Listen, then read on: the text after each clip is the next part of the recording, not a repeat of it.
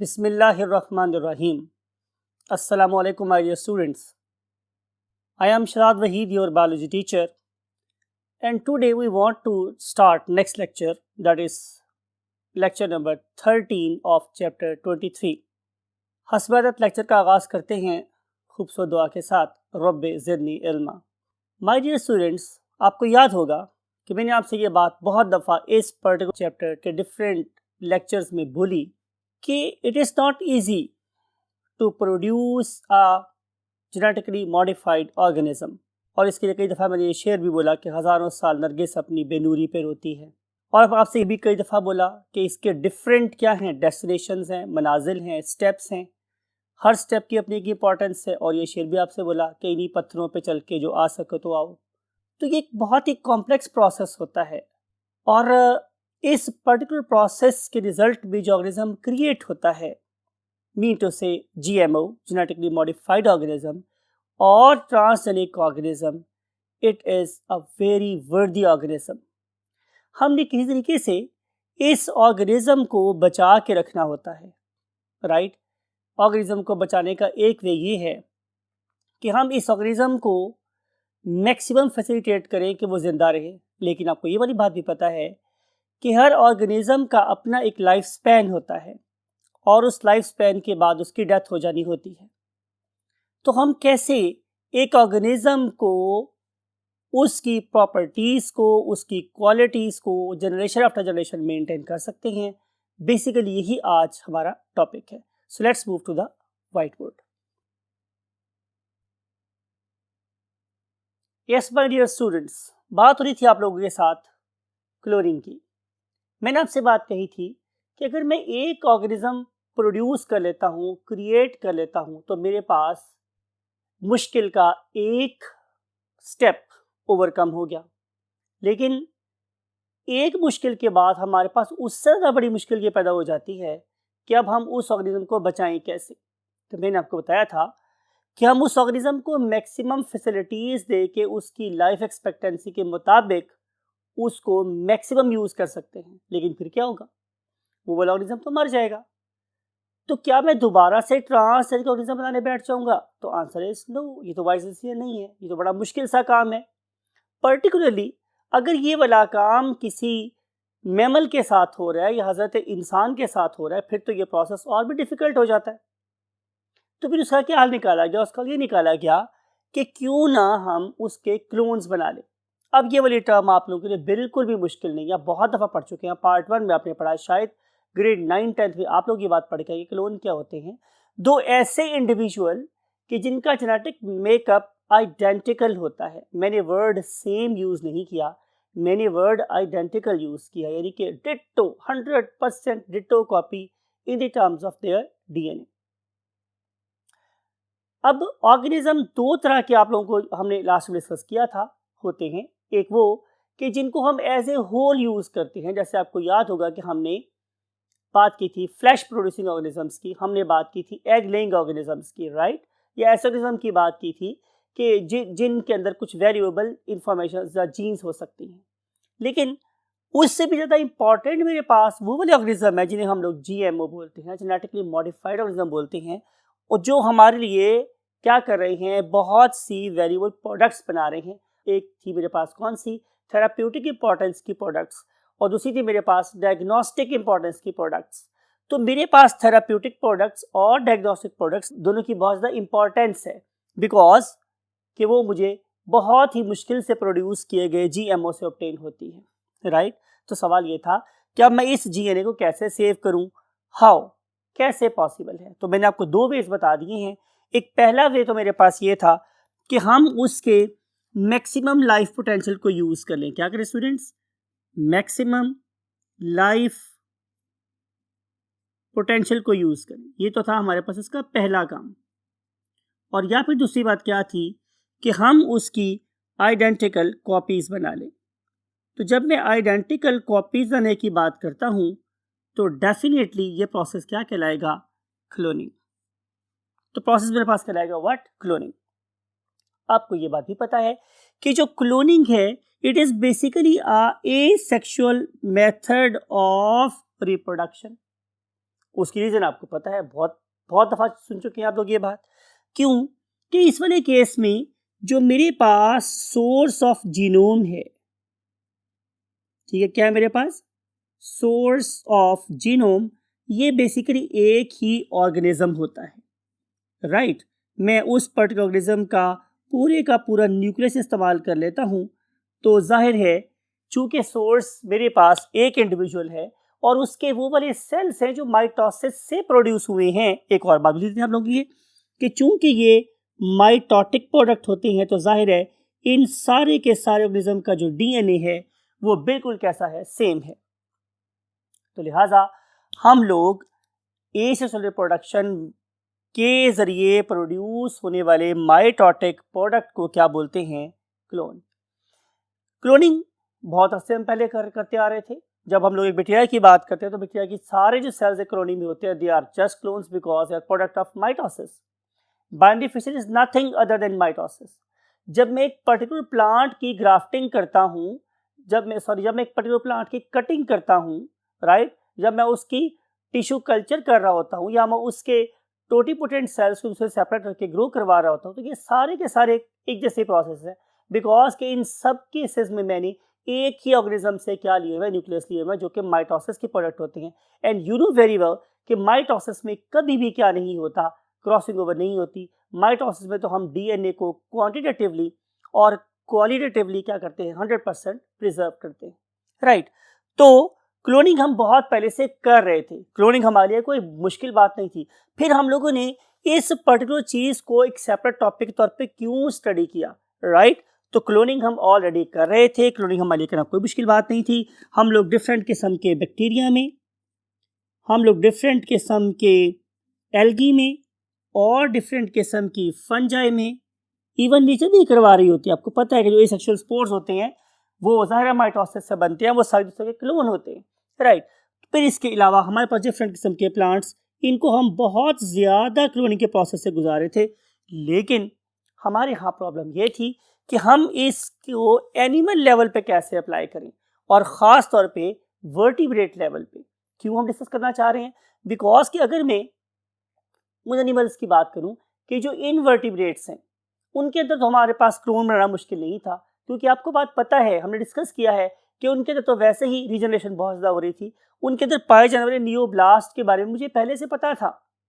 उनके अंदर जो डिफ्रेंसिएशन का लेवल अभी बहुत ज़्यादा नहीं था। इस लिहाज से इनवर्टिब्रेट के साथ खेलना इतना मुश्किल नहीं था, जितना ज़्यादा हायर लेवल ऑफ स्पेशलाइजेशन की वजह से किसके साथ मुश्किल था? वर्टिब्रेट के साथ। तो आइए देखते हैं कि वर्टिब्रेट क्लोनिंग के बारे में हम क्या गेन करने वाले हैं। यही वाला टॉपिक हमारे डियर स्टूडेंट्स, हम आहिस्ता आहिस्ता अपनी नॉलेज को कन्वर्ज करके ले आए हैं उस खास पॉइंट पे जो बेसिक हमारा टॉपिक है कि cloning of the vertebrate animals, right. तो जैसे मैंने पहले डिस्कस किया कि क्या ऐसा पॉसिबल था कि हम किसी वर्टिब्रेट को क्लोन कर लें? तो भाई पॉसिबिलिटी दुनिया में हमेशा रहती है, ऐसा थोड़ी है कि पॉसिबिलिटी हो ही ना। लेकिन वो ज़्यादा बात है कि हमारे यहाँ अभी वो विजन या वो हमारे पास वो नॉलेज या टूल्स इक्विपमेंट हमारे पास अभी ना हो, या ये है कि अभी अल्लाह ताला ने वो डोर विजडम का हमारे साथ ओपन ना किया हो। तो पॉसिबिलिटी तो हमेशा रहती है। तो पॉसिबिलिटी तो थी, लेकिन प्रॉब्लम क्या थी? प्रॉब्लम ये थी कि ऑल दो like plants and like other invertebrates, vertebrates do have a complete set of genome. हमारे पास बिल्कुल क्या था? कंप्लीट सेट ऑफ जीनोम था हमारे पास। लेकिन प्रॉब्लम क्या थी कि अगर मैं अपनी एक ऐसे सेल को देखूं जो मेरा मसल बना रहा है, तो वो कैरी आउट कर रहा है क्या? मूवमेंट। वो कैरी आउट कर रहा है लोकोमोशन, राइट। लेकिन अगर मैं बात करता हूँ अपने नर्व सेल की, तो वो क्या कर रहा है? ये जो ट्रांसमिट कर रहा है मैसेजेस को, राइट। और अगर मैं बात करता हूँ अपने किसी ग्लैंड के सेल की, तो वो सेक्रीशन प्रोड्यूस कर रहा है, राइट। अगर मैं बात कर रहा हूँ अपने किसी कान, इंटरनल ईयर के कान की, तो वो सुन रहा है। अगर मैं आँख की बात कर रहा हूँ तो उसके स्पेशलाइज सर्विस देखने में हेल्प कर रहे हैं। तो level of specialisation and differentiation ये बहुत ज़्यादा था। ये मैंने यहाँ पे प्रॉपर हेडिंग बनाई आप लोगों के लिए कि ऑर्गन लेवल डिफ्रेंसिएशन, अगर आप और वर्ड ऐड करना चाहिए यहाँ पे तो हो सकता है स्पेशलाइजेशन वो बहुत ज़्यादा था। इसका मतलब है कि वहाँ पे कुछ जीन्स ऑन हो गई और कुछ जीन्स ऑफ हो गई। ये डिफ्रेंसिएशन बेसिकली जीन्स के ऑन और ऑफ होने का ही नाम है। इसका मतलब ये होगा कि वो जीन्स जो मेरे आई के सेल में ऑन है वो मेरे ईयर के सेल में ऑफ होंगे, और जो मेरे ईयर के सेल में ऑन है डेफिनेटली आई से वो वाला काम नहीं करना, तो वो आई वाले केस में ऑफ होंगे। Same is the case with the muscles and nervous system. तो जो सेल्स में नर्वस सिस्टम में प्रेजेंट है उनके कुछ और जीन्स ऑन है, और जो सेल्स मेरे मसल्स में प्रेजेंट है उनके कुछ और जीन्स ऑन है। इसका मतलब यह है कि एब्सोल्यूट जेनेटिक मेकअप या जीनोम तमाम सेल्स में कॉमन होने के बावजूद उनमें से कुछ जीन्स ज्यादा एक्टिव थे और कुछ जीन्स कम एक्टिव थे। तो जरूरत किस बात की थी कि अगर मैं क्लोन बनाना चाहता हूं, बात को जरा गौर से सुनिएगा, जरूरत किस बात की थी कि अगर मैं क्लोन बनाना चाहता हूं तो मुझे किसी तरीके से इन सारे के सारे ऑफ जीन्स को भी ऑन करना पड़ेगा। ये बहुत इंपॉर्टेंट बात है, बहुत इंपॉर्टेंट बात है, गौर से सुनिएगा मैंने क्या बात कही है। डिफरेंट ऑर्गन्स में उनके डिफरेंट जीन्स ऑफ हैं। अगर मैं इनको इफेक्टिवली यूज करना चाहता हूं to create a new organism, तो मुझे क्या करना पड़ेगा, मुझे इनके ऑफ जीन्स को भी ऑन करना पड़ेगा। ये एक इंपॉर्टेंट अंडरस्टैंडिंग है जो आपके माइंड में होनी चाहिए। Got the point? सो कैसे काम हो सकता था? हम सोच में पड़े हुए थे, हम अपना काम कर रहे थे, हम all over the world scientist की बात कर रहे हैं कि अचानक 1997 में रोसलिन इंस्टीट्यूट में, Roslin institute, and this particular Roslin Institute in Scotland, it is basically in Scotland, right?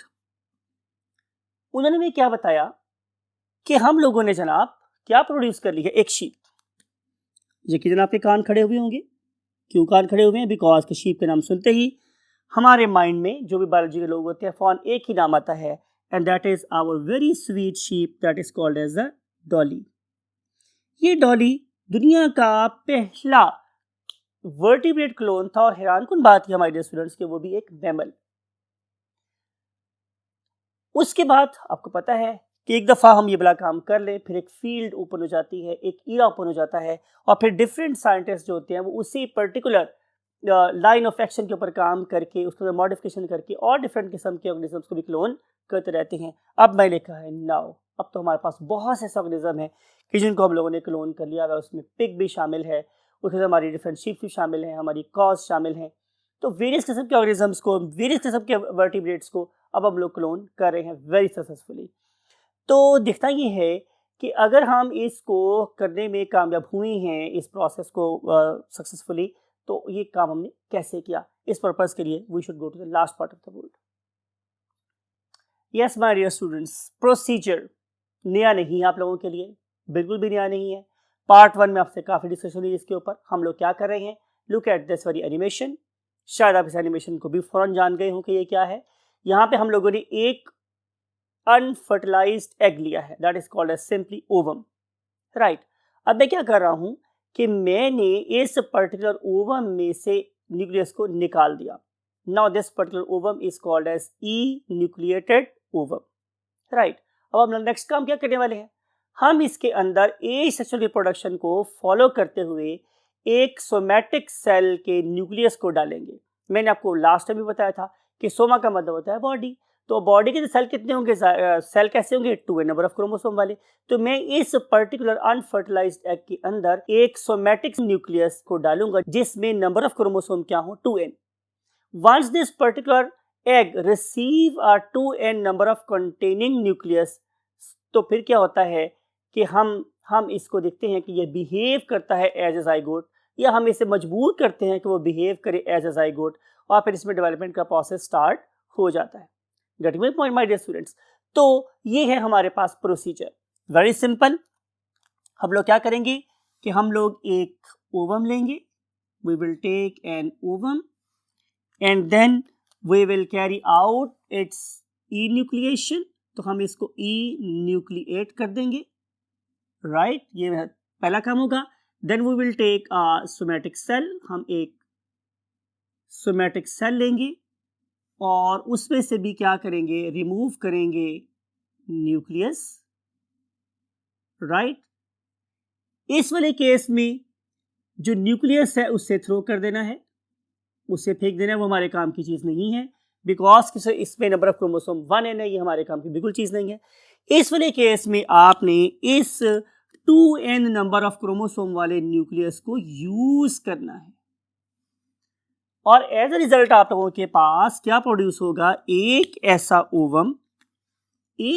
Ovum that has got a diploid nucleus, जिसमें एक डाइप्लॉइड न्यूक्लियस प्रेजेंट है, यानी कि 2n नंबर ऑफ क्रोमोसोम वाला, right. इस particular cell की बड़ी importance है। ये कौन सा सेल लें, last part of the board ये डिस्कशन हुई कि अगर मैं मसल लेता हूं तो उसमें और जीन ऑन है, मैं न्यूरॉन लेता हूं उसमें और किस्म के जीन ऑन है। तो मुझे कुछ ऐसा सेल चाहिए था कि जिसके अंदर least number of genes of हों, right, most of the genes on हो। तो उस पर्पस के लिए साइंटिस्ट ने डिफरेंट किस्म के जो सेल्स को ट्राई किया।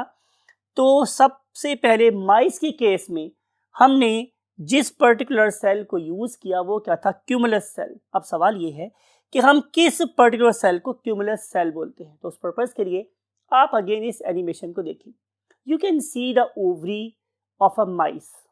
इस ओवरी में से you can see the process of liberation of the egg. पढ़े लिखे बच्चे हैं, आपको पता है हम ओवुलेशन की बात कर रहे हैं।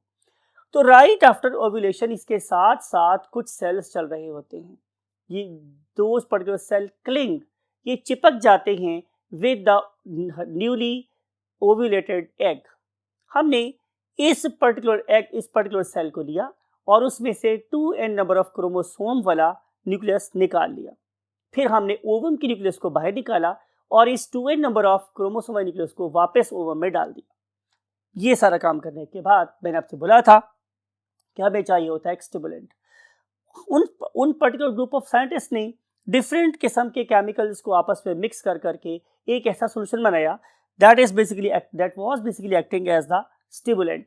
और उस पर्टिकुलर स्टिमुलेंट की प्रेजेंस में क्या हुआ कि अब ये सेल अंडरगो, बताने की जरूरत नहीं है, पढ़ लिखे आप लोग, क्लीवेज। इसमें क्या होगी, क्लीवेज। और आपको पता है कि पहले 1 से 2 सेल बनेंगे, फिर 4 सेल बनेंगे, फिर 8 सेल बनेंगे, और ये प्रोसेस कंटिन्यू रहेगा। इवेंचुअली कि हम इस पर्टिकुलर जाइगोट लाइक सेल को उठा के अगर ये मैमल है तो उसकी यूट्रस में प्लेस कर देंगे। बहुत दफा बोला आपको कि यूट्रस को सब्स्टिट्यूट नहीं है, तो यूट्रस के अंदर फर्दर डेवलपमेंट कंटिन्यू होगी।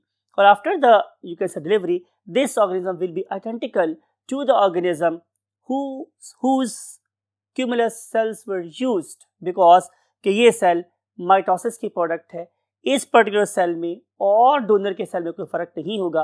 तो ये दोनों ऑर्गेनिज्म आपस में क्या कहलाएंगे, क्लोन कहलाएंगे। सवाल ये है कि क्या हम इस पर्टिकुलर मेथड को ह्यूमंस पे अप्लाई करें। ह्यूमन क्लोनिंग की बात हो रही है। तो जहां तक बात है यूनाइटेड स्टेट्स की, तो यूनाइटेड स्टेट्स में एक प्रेसिडेंशियल ऑर्डर उन दिनों में क्लिंटन की गवर्नमेंट थी। I am still very much alert about it.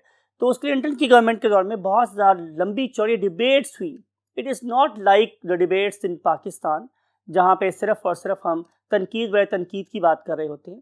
तो ये डिबेट्स हुई बहुत लंबी चौड़ी, और इन पर्टिकुलर डिबेट्स के रिजल्ट में फाइनली कंक्लूड किया गया कि एक इंसान की लाइफ को दूसरे इंसान की लाइफ पे सेक्रीफाई करना किसी तौर पे भी ठीक नहीं है। Even if we have got the eugenic aims, तो फिर भी हमें एक इंसान को दूसरे इंसान पे कुर्बान नहीं करना चाहिए। तो इस लिहाज से हम लोगों ने क्या किया, हम लोगों ने क्लोनिंग को यूएसए में बैन कर दिया। तो यूएसए के अंदर तो ह्यूमन क्लोनिंग बिल्कुल नहीं हो रही, लेकिन एक्सपेरिमेंटल बेसिस पे अभी भी बहुत से कंट्रीज़ हैं जो शायद ये ट्राई कर रहे हैं, और ऐसी रिपोर्ट्स भी हैं कि बहुत से कंट्रीज़ ह्यूमन क्लोनिंग करने में भी सक्सेसफुली कामयाब हो गए, right. So that's it with the hazards and the solutions, and again the ongoing efforts of the scientists regarding cloning of the mammals or the vertebrates. So that's it with this particular topic. इस दुआ के साथ कि आप इस knowledge को हमेशा बोलता हूँ कि आप इंसानियत के फ़ायदे के लिए इस्तेमाल कर सकते हो। अपने वालिदैन का बहुत ख्याल रखिएगा, दुआ में हमें भी याद रखिएगा। इसी सारी दुआओं और नॉलेज के साथ आई वांट टू से यू अल्लाह हाफिज़।